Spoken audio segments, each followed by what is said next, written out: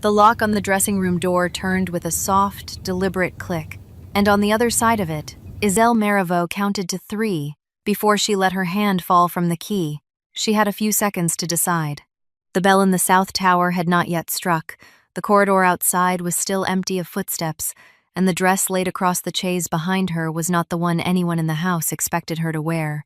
Black silk, unadorned, cut close at the shoulder, with a hem that whispered when she lifted it from the cushion. 2 years of quiet had been folded into that hem. 2 years of being looked past at her own dinners, of being addressed through intermediaries, of standing beside a husband who had, in all that time, never once let his eyes find hers across a room. 2 years she had not been seen. And tonight, the night of the regional reception in the long gallery, she meant to be looked at, even if it cost her every careful arrangement she had built around her name. She lifted the dress. It was lighter than she had expected. She had braced for the weight of a decision and found instead the soft sigh of fabric. There was in that small surprise the beginning of something she did not yet have a word for. The maid had been dismissed an hour earlier with a kind lie about a headache, and Iselle had bolted the inner door herself, an act so small and so unfamiliar that it felt almost theatrical. She slipped out of the pale gown her mother-in-law had chosen, the one stitched with the family's discreet emblem at the collar, the one that had hung in the wardrobe like a polite instruction, and she folded it without ceremony over the back of a chair. She stepped into the black silk. She breathed. The mirror gave her back to herself in a way she had not been given back in some time. She looked at the woman in the glass and did not look away. The bell began to ring then, low and full, and she counted the strokes as she fastened the small jet button at her throat. 1 for the gallery doors opening, 2 for the gentleman entering, 3 for the wine being poured, 4 for her absence, beginning to be noticed, 5 for the moment her husband would be told, by someone with a careful voice, that the Lady Marivaux had not yet come down. She had until the 8th stroke to descend the back stair. She picked up her gloves. She did not pick up the small string of pearls that had been laid out beside them. Out in the corridor the air was colder than she had thought it would be, and the lamps had been trimmed low because the steward economized in places no guest would see. She knew every uneven board in this house.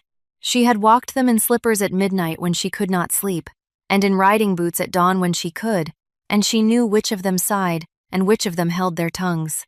She took the silent ones. She heard from below the soft growing murmur of a gathering already in motion, a sound like a river settling into its bed. She heard a laugh she recognized as belonging to the dowager, brief and bright as a coin dropped on marble. She heard, threaded through it all, the lower register of a voice she had spent 2 years not quite listening to and not quite ignoring. Her husband, Aurel Marivaux, was speaking with someone near the foot of the stairs.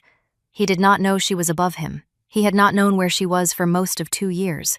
The arrangement, after all, had been an arrangement. It had been signed at a long table in his uncle's study, with 2 lawyers nodding gravely at a clause about the eastern vineyards, and it had been blessed in a small chapel by a priest who had clearly performed the rite often enough to do it from memory. There had been no scandal. There had been no romance. There had been a settlement, and a date, and a carriage, and a house, and a husband who, from the very first afternoon, had looked somewhere just past her left shoulder whenever he addressed her. She had told herself, that first month, that he was shy. She had told herself, the second month, that he was preoccupied. By the 6th month, she had stopped telling herself anything at all, because the stories were beginning to hurt more than the silence. The silence she could manage. The silence, in fact, she had learned to use. She paused at the turn of the back stair, where the wall opened into a narrow window, and she looked out across the courtyard. A single lantern hung above the gate, and beneath it a boy was holding the bridle of a horse she did not recognize. Someone, then, had come, who was not expected. She filed the information away with the same neat motion she filed everything, and she went down. The long gallery had been opened end to end for the reception, and the candles in the iron sconces had been lit in such number that the walls themselves seemed to breathe. Iselle paused in the small antechamber where the family portraits hung, a place no guest lingered because the dowager had insisted on hanging her own ancestors there in a row of unsmiling oils. From the antechamber she could see, through the half-open door, the bright interior of the gallery, and she could see her husband standing near the center of it with his hands clasped lightly behind his back and his head bent in conversation with a tall man in a traveling coat. The traveling coat was dusty at the hem. The horse at the gate, then. She studied her husband for the length of a slow breath. He was, as ever, immaculate in the way of men who have been dressed by others since childhood.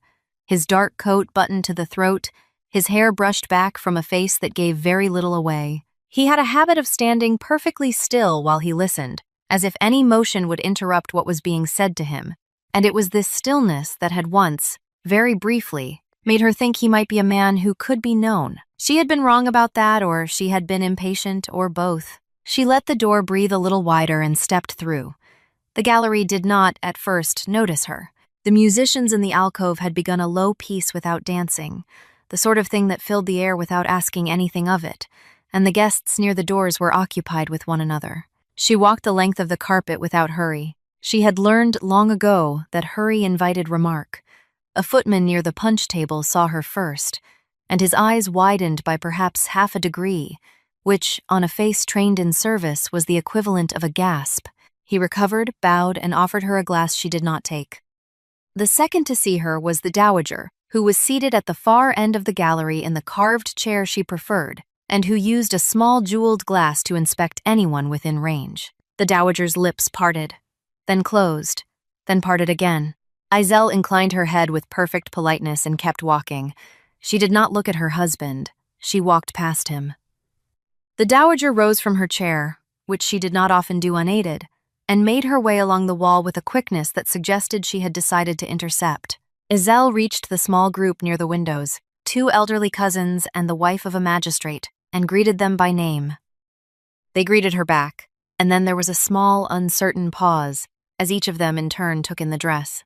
The magistrate's wife, who was kind and had no talent for pretense, said, very softly, "Oh, my dear, are you in mourning?"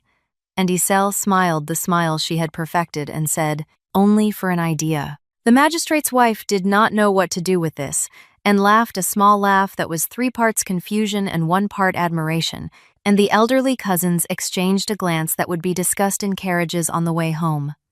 The dowager arrived. She did not greet her daughter-in-law.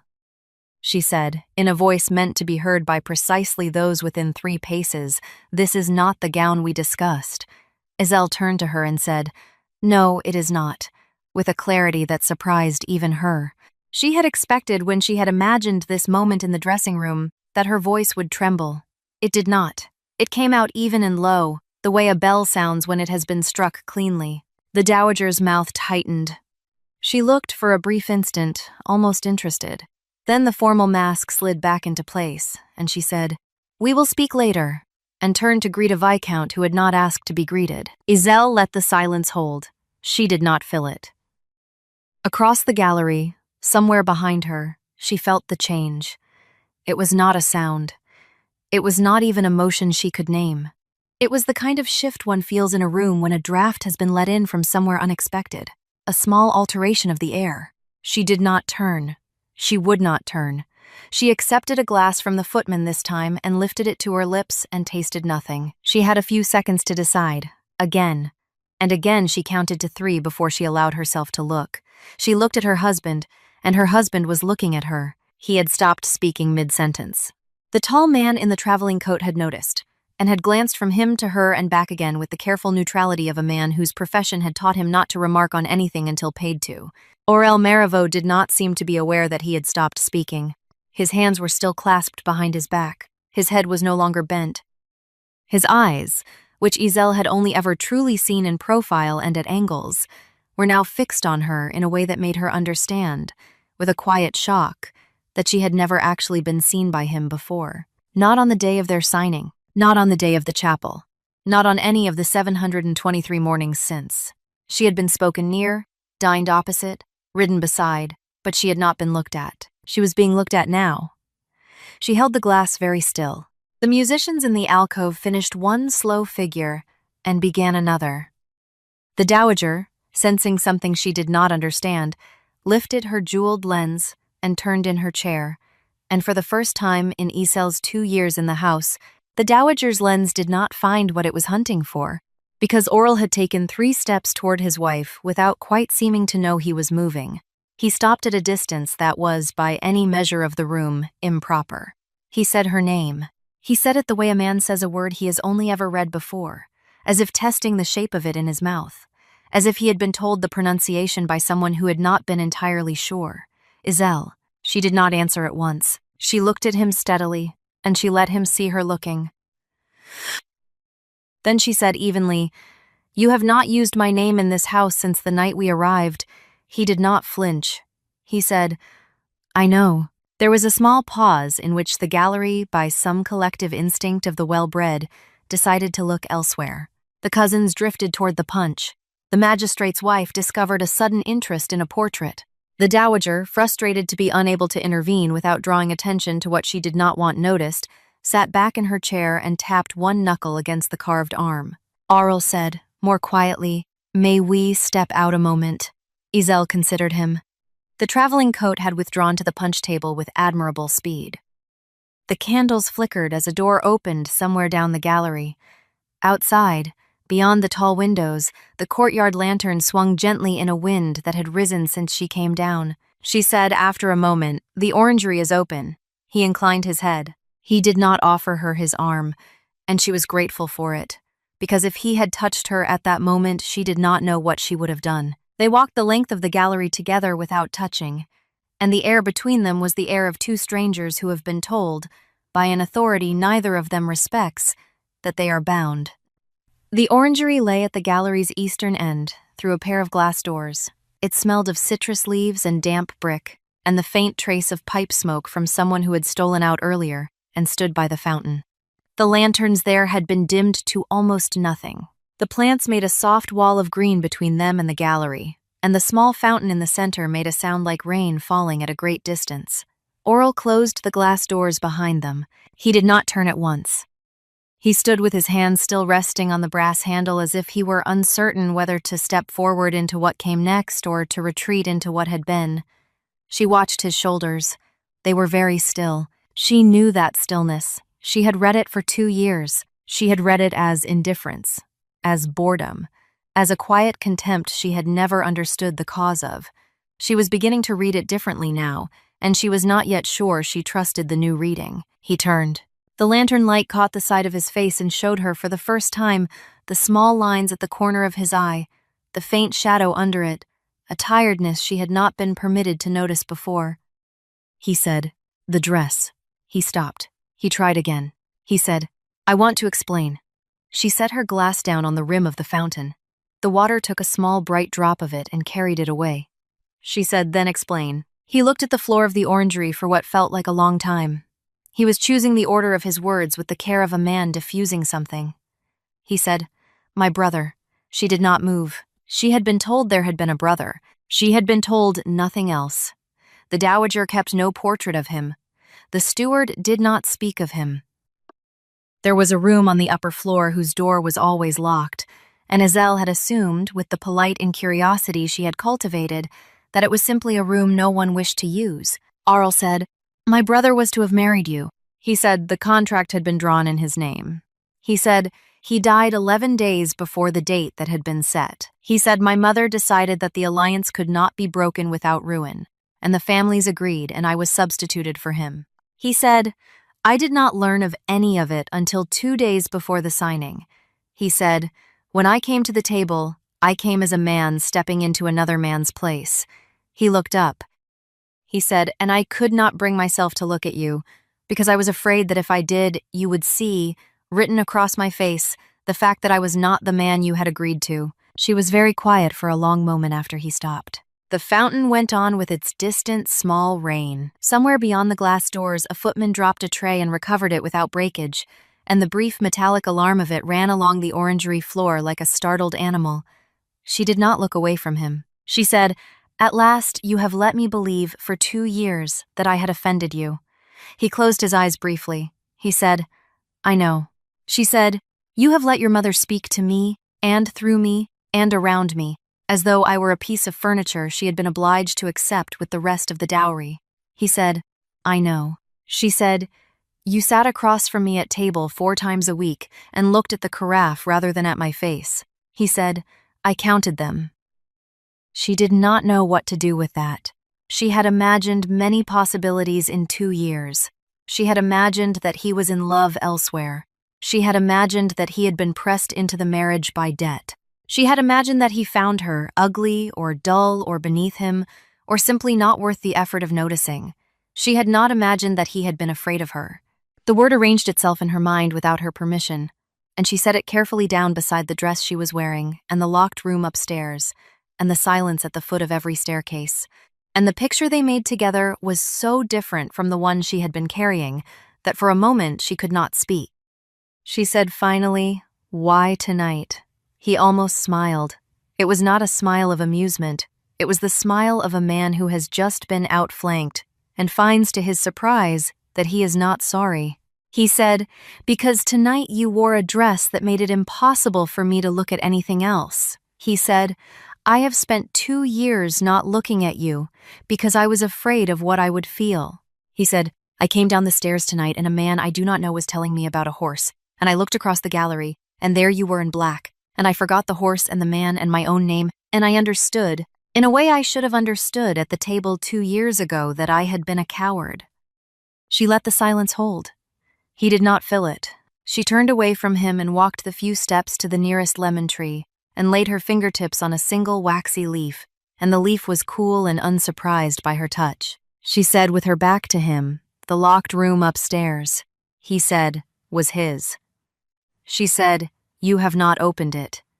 He said, "I have not been able to." She said, "Your mother." He said, "My mother has done what my mother does. She has decided that grief is unbecoming and has therefore declined to permit it in the house. She has folded my brother into a silence and labeled the silence good manners. I have, until tonight, allowed her to do it, because the alternative was to feel what I have been refusing to feel, and I did not believe I had the strength." She turned then. She looked at him across the small distance of the orangery and the small distance of 2 years, and she said, "And what do you believe now?" He said, "I believe I owe you an apology that cannot be made in a single conversation." He said, "I believe I owe my brother a door that is finally opened." He said, "I believe I owe myself, and you, the chance to find out whether what was signed at a table 2 years ago can become something neither of us was promised." She did not answer at once. She was not ready to answer. She was aware, beneath the careful structure of her composure, of a small bright thing moving in her chest that she did not yet have permission to name. She said, "You understand that I cannot simply forgive you tonight." He said, "I do not ask you to." She said, "You understand that I have built a life inside your silence, and that I am not certain I wish to dismantle it on the strength of one evening." He said, "I do not ask you to dismantle anything." She said, "Then what do you ask?" He said, "I ask you to let me look at you. I ask you to let me, from tomorrow, walk into a room where you are and meet your eyes. I ask you, if you can bear it, to let me learn your name as a man learns the name of someone he is choosing, rather than someone he was handed." She considered him for a long time. In the gallery beyond the doors, the musicians had begun a slow figure that suggested the company would soon be moving toward the supper room. The dowager would be looking for them. The traveling coat would be wondering where his host had gone. The boy at the gate would be walking the unfamiliar horse along the cobbles to keep it from cooling too quickly. The world was, as ever, full of small, ongoing demands. She said, "You may look at me." She said, "And tomorrow, you may say my name at breakfast, and I will answer." She said, "And the day after, we will open the door upstairs together, because that grief belongs to this house, and this house belongs to both of us, and I will not have a room in my own home that I am not permitted to enter." He bowed his head. It was not the formal bow of a husband to a wife in public. It was the small private bow of a man who has just been granted something he had not dared to ask for in plain words. He said, "Thank you." She picked up her glass from the fountain rim. The water released the small, bright drop of reflection back to her. She walked past him toward the doors, and as she passed, she let the back of her hand brush, very briefly, against the back of his. It was the first time, in 2 years, that they had touched without ceremony. Neither of them spoke of it. They went back into the gallery together. The supper that followed was, by every visible measure, the same supper the house always gave. The long table had been laid with the second best service, because the dowager believed the best service was wasted on regional guests. And the soup was the clear consommé the cook produced when she wished to remind the household that she had been trained in the capital. The candles were trimmed at the correct intervals. The footmen moved with the choreography of long practice. The conversation at the head of the table was about the price of timber and the new road that had been promised by an official whom none of them believed. To the casual eye, nothing had changed. To Iselle, seated in the place she had occupied for 2 years, everything had. She was aware of her husband at the other end of the long table in a way she had never been aware of him before. She did not stare. She did not need to. She knew without checking that when she lifted her glass, he watched her lift it. She knew that when she turned to answer the elderly cousin on her left, he turned a fraction of a degree in his chair so that he could see her face. She knew that when she laughed, briefly and quietly, at a small dry remark made by the magistrate's wife about a neighbor's hat, he heard the laugh and held it for a moment before letting it go. She had spent 2 years feeling unseen at this table. She was being seen now, the length of the linen, between the candles, across the small silver birds the dowager had insisted on placing as centerpieces because they had belonged to her own mother. The dowager, for her part, had noticed. The dowager noticed everything, and what she could not name she resented.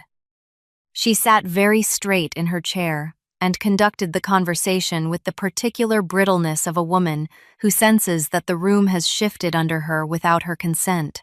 She made a small pointed comment about the unsuitability of dark gowns for occasions of welcome, and the magistrate's wife, who was not as harmless as her face suggested, observed mildly that she had always thought dark gowns suited certain complexions remarkably well, and the dowager declined to comment further. The viscount at her right, who was a kind old man easily bored, said something about a horse he had bought in the spring, and the dowager allowed herself to be diverted because she preferred horses to whatever was happening at the other end of the table. Iselle ate very little. She had, she discovered, no appetite for the soup, nor for the small fish that followed it, nor for the pheasant after that. She drank water. She listened to the elderly cousin on her left tell a long story about a grandchild who had learned to ride, and she made the appropriate small sounds at the appropriate small intervals, and inside her chest, the bright thing she had noticed in the orangery was still moving. After the pheasant, the dowager rose, which was the signal that the ladies would withdraw to the small drawing room, and the gentlemen would remain for port. The chairs scraped. The footman stepped back. Arl rose with the rest. As Iselle passed his end of the table on her way to the door, he turned his head and looked at her, plainly, openly, without ducking the look or sliding it past her shoulder. She inclined her head to him. He inclined his head in return. It was, by any standard, the dowager would have approved perfectly correct behavior between a husband and a wife at a formal supper. It was also, in the private arithmetic of 2 people who had not exchanged a direct look in 723 mornings, an event of considerable magnitude. The drawing room, when the ladies reached it, was warmer than the gallery, because a small fire had been lit against the evening chill. Iselle took the seat near the window, which the dowager always reserved for herself, and which the dowager could not, on this evening, claim without rudeness, because Iselle had reached it first. The dowager noticed. She seated herself in the second-best chair and arranged her skirts with the precision of a woman who intends to make a point by saying nothing for at least 3 minutes. The magistrate's wife, who was deeply enjoying herself, asked Iselle very kindly about the gardens, and Iselle answered with a small, clear description of what had been planted along the south wall, and the conversation, against all of the dowager's preferences, took a pleasant and quite ordinary turn. After perhaps a quarter of an hour, when the ladies had begun to settle into their cups of tisane, and the elderly cousins had begun the slow drift toward gentle reminiscence, the door opened, and the gentlemen came in. They came earlier than the dowager had expected, and she looked up sharply, because she had built her schedule around half an hour of port. The viscount came first, smiling about something. The traveling coat, who had been introduced over supper as a land agent from the Eastern District, came next, looking, Iselle thought, slightly relieved. Arl came last. He did not pause in the doorway. He crossed the small drawing room without speaking to anyone, and he came to the window where Iselle sat, and he asked her, in a voice that the room could perfectly well hear, and that he did not trouble to lower, whether she would walk with him in the courtyard for a moment, because the air in the house had grown close. The dowager's mouth opened. The dowager's mouth closed. The magistrate's wife pretended, with great dignity, to be entirely absorbed in her tisane. Iselle stood. She said, of course, and she took the arm her husband offered, and they went out together through the side door into the courtyard, where the lantern still swung over the gate, and the unfamiliar horse had been led away to the stable. The courtyard was cold, and the stars were thin and bright above the roofline, and somewhere in the kitchen wing a door opened and closed, and a woman laughed at something a man had said. Iselle drew the air into her lungs and held it. Aurel said, "My mother will be furious." Iselle said, "Yes." He said, "I find I do not at present care." She glanced sideways at him. He was looking up at the stars with the faintly bewildered expression of a man who has been indoors too long. She said, "That is new." He said, "A great many things, tonight, are new." They walked the length of the courtyard once, in silence, and then a second time, more slowly. The cobbles were uneven under her thin slippers, and she found, with a private small amusement, that she did not mind. She had walked these cobbles in boots 100 times. She had not walked them in slippers, on her husband's arm, ever. Aurel said, "After the second turn, may I ask you something?" She said, "You may ask." He said, "The dress. Where did it come from?" She said, "It has been in the bottom of my trunk since I came to this house." He was quiet for a moment. He said, "Then you brought it with you." She said, "I did." He said, "Why?" She considered her answer. She said, "Because my aunt who raised me, who was a practical woman and not given to sentiment, told me on the morning of my departure that every woman ought to keep one good black dress in the bottom of her trunk, because there would come a day in any marriage when she would need it, and on that day she would not have time to have one made." He almost laughed. It was a quiet sound, more breath than voice. He said, "Your aunt sounds formidable." She said, "She was." He said, "Did she think you would need it for mourning?" She said, "She did not specify." They walked a few more paces. The lantern at the gate threw their joined shadows against the wall, and the shadows were long and a little uncertain, like two people who have not yet practiced walking in step. Aurel said, "The land agent who came tonight." She said, "The traveling coat." He glanced at her. He said, "Yes, the traveling coat." She said, "What of him?" He said, "He came with news from the Eastern estate that I have been refusing, for 2 years, to address. He came because the steward there finally wrote to him directly, over my head, and asked him to ride out and tell me in person that the vineyards I inherited from my brother are failing because no one has made a decision about them in 2 years. He said, my brother loved those vineyards. He spent every autumn there. He knew every row. When he died, I could not bring myself to go, and I could not bring myself to sell, and I could not bring myself even to read the steward's reports. And so the vines have done what vines do when they are not attended. They have begun to fail." She listened. She did not interrupt. He said, "The agent told me, over supper, that if a decision is not made before the end of this season, the loss will not be recoverable." He told me this in a low voice between the soup and the fish, and I sat there with a spoon in my hand, and I understood that I have been allowing a thing my brother loved to die because I could not bear to touch it. He stopped walking. He looked at her. He said, "I have been doing the same with you." She did not answer at once. She had not expected, on this night of all nights, to be compared to a vineyard, and she found, to her own surprise, that she was not offended. There was a clarity in the comparison that pleased some practical part of her, the part her aunt had trained. She said, "Then we will go to the Eastern estate." He said, "We." She said, "Yes, we." "If the vines belong to your brother, and your brother was to have been my husband, then the vines are, in some sense, mine to attend as well. And if you have not been able to face them alone, perhaps you do not have to." He looked at her for a long moment. He said, "You would do that."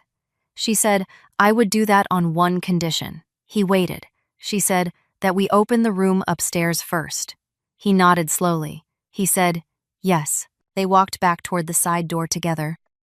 As they reached it, a small figure detached itself from the shadow of the kitchen wing and stepped into the lantern light, and Iselle recognized the cook's youngest grandchild, a girl of perhaps 7, who had been told 100 times not to be out in the courtyard at this hour, and who was, as ever, out in the courtyard at this hour.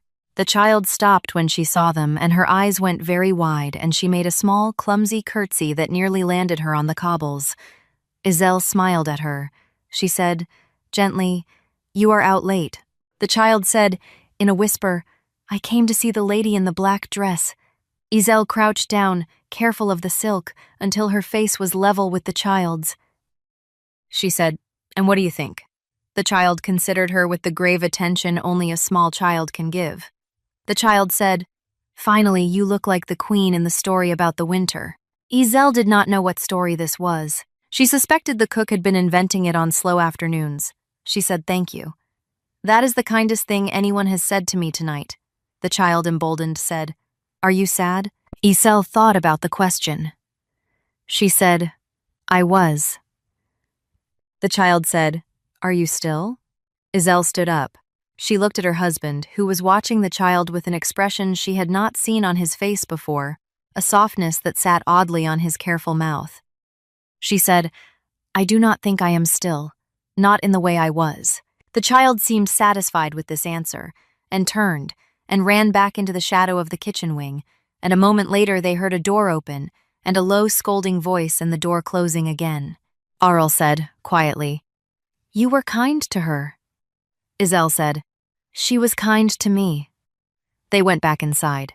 The room upstairs had a key that lived in the dowager's writing desk, in the second drawer, under a small leather case of visiting cards. The dowager did not know that Iselle knew this. Iselle had discovered it during her first month in the house, when she had been looking for a sheet of writing paper and had instead found the key, lying alone in a velvet groove that had been made for it, with the air of an object that had been placed there to be forgotten. She had closed the drawer without touching the key, and she had never spoken of it, because she had learned very early that knowledge in this house was best held quietly until it was needed. It was needed now. She fetched it the next morning while the dowager was still at her chocolate. The corridor on the upper floor was narrow and cold, and the door to the locked room was at the end of it, painted the same pale color as the others, with a small brass plate bearing a number rather than a name. Aurel was waiting for her there. He had not slept much, she could see. The shadow under his eye had deepened. He was holding in his hand a small, folded square of cloth that she did not at first recognize, and then did. It was a handkerchief, edged in plain hem, embroidered at one corner with 2 initials she did not know. He saw her notice it. He said, "His." She nodded. She did not ask why he had kept it folded in his pocket overnight or how long he had carried it before that, because she understood, with the new clarity that had been growing in her since the orangery, that some questions were not yet hers to ask. She put the key in the lock. The lock turned with the unwilling stiffness of a mechanism that has not been used in a long time. The door swung inward. The room was not, as she had half expected, a shrine. It was simply a room. There was a bed, neatly made, with a coverlet pulled smooth as if for an inspection. There was a writing desk by the window. There was a chair beside the desk, pushed in.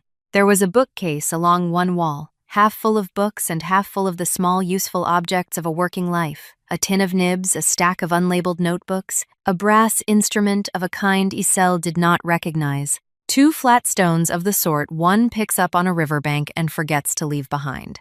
There was a coat on a hook behind the door, dark green, with the elbows worn shiny. The air smelled of dust and faintly of wax. There were no portraits. There were no flowers. There was no inscription. There was only the room of a man who had stepped out of it one morning, expecting to step back in. Aurel stood in the doorway. He did not enter at once. Iselle went in. She walked the perimeter of the room slowly, touching nothing, looking at everything. She paused at the desk. There was a notebook lying open on it, as if someone had been called away mid-sentence. The sentence was unfinished. The ink had dried 2 years ago in the middle of a word. She read what was there. It was a note about the Eastern Vineyard, written in a steady hand, observing that the third row from the south wall was producing more than the others and speculating, in a tone of quiet pleasure, about why. She closed the notebook gently. She turned to her husband. She said, "Come in." He came in. He stood in the middle of the room with his arms at his sides, and he looked, slowly, at each thing in it. He looked at the bed. He looked at the desk. He looked at the coat on the hook. He looked at the brass instrument and at the 2 riverbank stones. He did not weep. She had thought perhaps that he would, and she had prepared herself to let him do it without comment. He did not. He simply looked, and as he looked, the careful stillness she had read for 2 years, as indifference began, by small degrees, to undo itself. His shoulders, which had been set since the moment she had met him, lowered by perhaps half an inch. His hands, which had been clasped, loosened. His mouth, which had held a small fixed line, softened into something that was not quite a smile and not quite grief, but was, recognizably, the face of a living man rather than a managed one. He said, "Finally, the third row." She said, "Yes." He said, "He was always going on about the third row." She did not know what to say. She said, "The notebook was open to it." He went to the desk. He laid his hand on the closed notebook. He stood there for a long time. He said quietly, "I think I should like to take this with me when we go east." She said, "Yes." They did not stay long in the room. There would be other days for that. Isel locked the door behind them when they left, and she did not return the key to the dowager's desk. She kept it. She placed it, that afternoon, on her own dressing table beside the small jet button she had unfastened from her throat the night before, and she let it lie there in plain sight, because she had decided that there would be no more hidden keys in this house. The dowager noticed within the day. The dowager said nothing. The dowager said nothing for a number of days afterward. In fact, on a number of subjects, on which she had previously had a great deal to say, and Isel understood that something in the order of the house had shifted, and that the dowager, who was no fool, had decided to spend a few weeks observing before she chose her next move. They went east a fortnight later. The journey took 3 days, because the new road that had been promised had not been built, and the old road was slow, and Oral had insisted that they should not hurry. They traveled in a plain carriage rather than the formal one, with a single trunk strapped behind, and Isel wore, on the first day, a traveling dress of dark green that had once belonged to no one in particular, and she felt, as they passed beyond the boundary of the home estate, the curious lightness of a person who has crossed an invisible line. The country to the east was different. The hills were lower and the light was thinner and the villages were spaced more widely. They stopped, on the second night, at an inn that had clearly been a coaching stop in better days, and was now a comfortable, slightly faded place run by a woman who recognized the family name and asked, with great delicacy, whether they would prefer the front room or the back. Oral said the back, because it was quieter. They ate supper in a small parlor with a fire that smoked a little. They spoke that night of things they had not yet spoken of Isel's aunt, who had raised her after her mother's death and had taught her to read accounts, of Oral's brother, whose name had been Theodore, and who had laughed often and loudly and had been, by his younger brother's report, a man impossible to dislike. They spoke of the dowager with the gentle frankness of 2 people who have agreed to be allies. They did not speak, that night, of love. Isel was grateful. She did not yet know what she would have said if he had used the word. She knew only that she liked the way he listened, and the way he had begun, in small, unguarded moments, to laugh, and the way he had taken to using her name as if it had been given to him as a gift, rather than as part of a contract. They reached the eastern estate on the afternoon of the 3rd day. The steward, a thin, grave man with sun-darkened hands, met them at the gate and could not at first speak, because he had not believed, until he saw the carriage, that they would actually come. He recovered. He showed them the house, which was smaller than the home estate and warmer in feeling. He showed them the vines. The vines were in poor condition. The 3rd row from the south wall, however, was still producing, stubbornly, as if it were determined to outlast its own neglect. Oral stood at the end of that row for a long time. Isel stood beside him. She did not speak. She had learned by now when not to. He said, "At last, We will save what can be saved. We will replant what cannot. The steward, behind them, exhaled in a way that suggested he had been holding that breath for 2 years. They stayed at the Eastern Estate for the rest of that season. Iselle learned the names of the rows. She learned the names of the men and women who worked them. She learned, with the help of a thick ledger and her aunt's old training, how the accounts of a small vineyard differed from the accounts of a large household. And she made small, careful improvements that the steward, after his initial alarm, came to be glad of. Arl walked the rows every morning. He opened his brother's notebook on the desk in the small office and read a few pages each evening, and sometimes he laughed at something his brother had written, and sometimes he sat for a long time with his hand resting on the page and did not turn it. The locked door inside him had not been opened in a single afternoon. It was being opened, slowly, the way a heavy door is opened by a person who is not yet sure what they will find on the other side. Iselle did not press him. She had decided, in the orangery, that she would not ask him to dismantle anything he was not ready to dismantle. She had also decided that she would not pretend, for his comfort or anyone else's, that the 2 years of silence had not happened. She spoke of them when they were relevant. She did not punish him with them. He, in turn, did not pretend that he had not been the author of them. They walked in this way into a shape of marriage that neither of them had been promised, and that neither of them had quite expected to want. The dowager wrote often. Her letters were models of their kind, full of small, pointed observations about the weather and the neighbors, and the unfortunate decline of standards in the younger generation. Each observation barbed in such a way that any reply would seem either rude or weak. Iselle answered each letter in her own hand, with great courtesy and with no defensiveness, reporting on the vineyard, the weather in the east, and the health of the household, and declining, gently, to engage with the barbs. After the 4th such exchange, the dowager's letters began to shorten. After the 7th, they began, almost imperceptibly, to soften. By the 10th, the dowager inquired, with what passed in her for warmth, whether Iselle thought the Eastern Estate would receive guests in the spring. Iselle showed the letter to Aurel over breakfast. He read it twice. He said, "She is asking to be invited."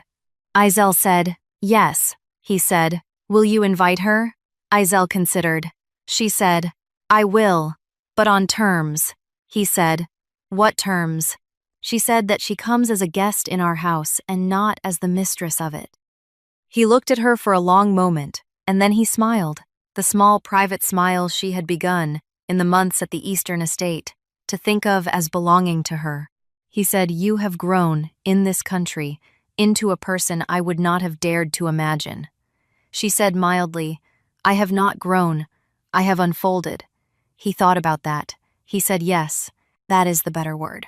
The dowager came in the spring. She arrived in the formal carriage, with 2 maids and an alarming quantity of luggage, and she descended into the courtyard of the Eastern Estate with the air of a queen visiting a minor province.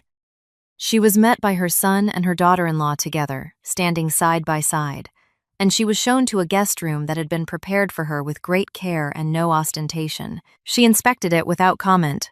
At supper that evening, she sat at Iselle's right hand, which was the place of honor in the smaller dining room, and she remarked, almost in passing, that the soup was very good. The cook of the Eastern Estate, who had been warned in advance about the dowager's tastes, sent up a small private note of triumph with the 2nd course. The dowager stayed a month. She did not, in that month, become a different woman. She remained, in many small ways, the woman she had always been. But she watched, and she listened, and on the last evening of her visit, as Iselle was helping her settle a shawl about her shoulders against the spring chill, she said, very quietly, "I did not know that my son could laugh as he laughs now." Iselle did not answer. She did not need to. The dowager said, almost to herself, "I am glad of it." It was as near to an apology as the dowager was capable of, and Iselle, who had decided long ago not to require apologies she would not receive, accepted it as such. The dowager went home the next morning. She wrote a week later to say that she had decided to spend the rest of the season at the home estate and that she would, with their permission, come east again in the autumn for the harvest. Arl said. When he read this aloud, "Do we give permission?" Iselle said, "We do."